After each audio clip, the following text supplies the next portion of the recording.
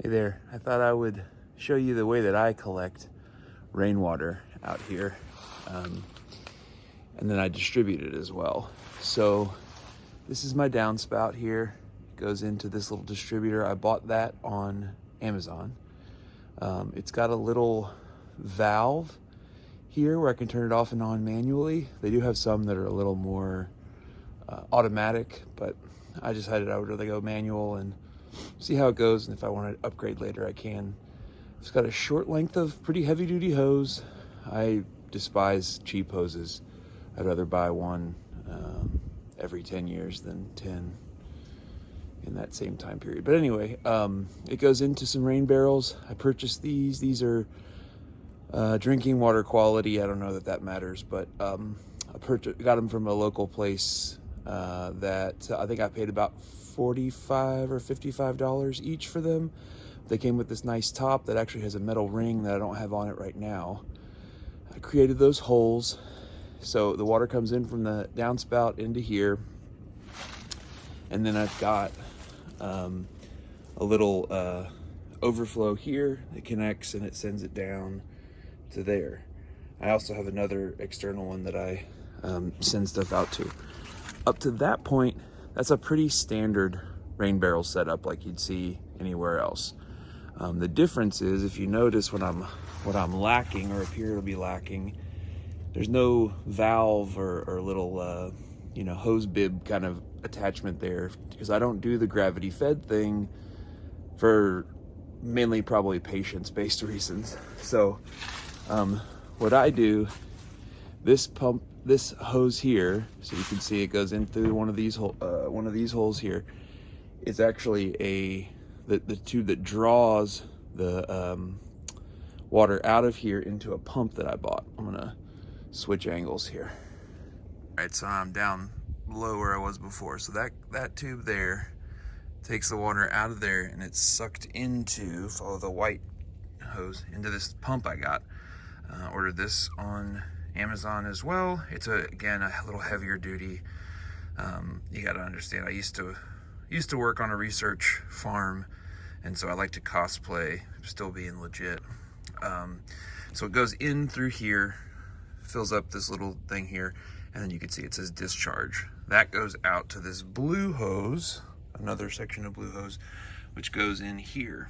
So this, the keen-eyed among you might see that this is reversed from what normally you see the use of this two-way splitter. So these are actually splitting different options for inputs. So the black line here comes, I've got it run up, but that's my city water. So this is my city water if I need to use it. This is my rainwater, which I try to use the most. In central Kentucky, our city water can be 8, sometimes even a pH of 9. So it's pretty basic. I do amend it if I need to sometimes. But anyway, I try to use the rainwater as much as possible. The plants seem to really enjoy it. But so what I can do here is I can select which sort of input I want to use. So I turn this on, and then I turn it on at the spigot, or I shut this off and have this on, and I'm able to use this pump attachment here. Now, I am lazy, and I, just like anybody else, I'm not getting any younger. So I actually have set it up where this is plugged in through an outlet that's inside, and I got a little on-off switch like people use for Christmas lights or outside lights. And so when I'm out watering, I can turn this on, and I can turn it off and on to be able to water out in the area where I do my watering. I'll show you the other end of that. But you can see, so again, just to recap, this is my city water in if I need to use it. This blue one is my rainwater, which is coming from the pump.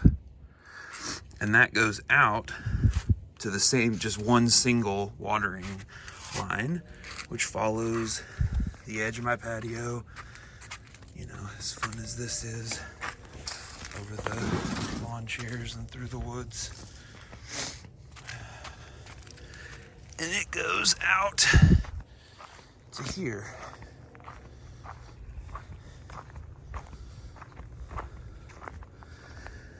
So this is the watering wand that I have, and I'll go grab the remote, I forgot.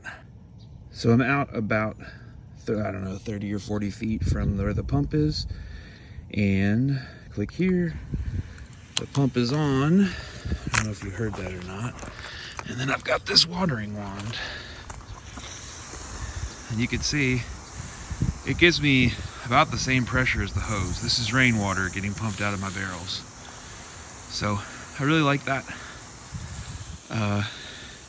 It basically allows me to use it just like it's a regular hose. The low flow on the rainwater is great because it doesn't use any energy and all that. But as far as effectively, efficiently going through and watering a bunch of trees, this is definitely the way to go.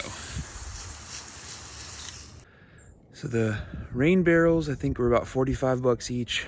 The little diverter thing was 35 bucks. The hose attachments, I don't know. They're pretty short.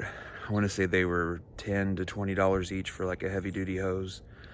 The pump itself, I got a really beefy one. I think it's a 1.5 horsepower. You probably don't need to go that big, but again, I'm maybe trying to compensate for something, I don't know. But it was around 120 or 150 bucks, I think. The extra hoses, you know, it's just a standard garden hose, so you can account for that yourself. The little clicker on-off thing, I think, was 20 bucks or so, just depending on the brand that you get. So it's definitely not as cheap as just a regular low-flow irrigation system, but maybe it gives you some ideas to adapt yours. The main stuff I was seeing was gravity fed, or it was kind of standard low flow, and that was something I wanted to adjust. And so maybe that helps you. I went ahead and filmed this because I'm getting ready to winterize all of this and bring the pump inside, because we're getting into, it's pretty chilly out. Yeah, so if you have questions or comments, or you have a different way of doing the irrigation stuff, let me know. I'll see you next time.